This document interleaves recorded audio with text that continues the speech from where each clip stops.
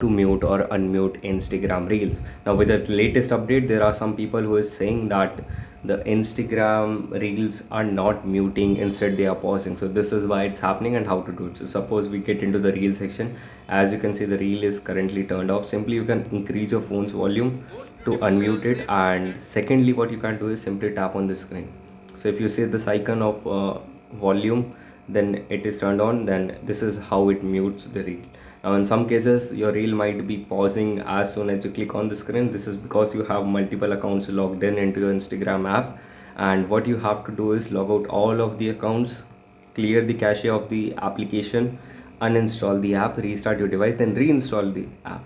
Now it sounds really crazy, but it actually works. Now let me show you what I'm talking about. So here it is. Let me show you once on my computer screen.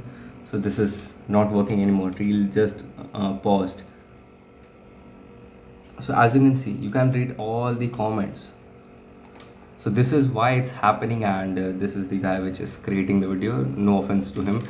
And now this is why it's happening. You have to log out all your accounts, go back once, and re-listen to all the steps. Now this is what you need to do.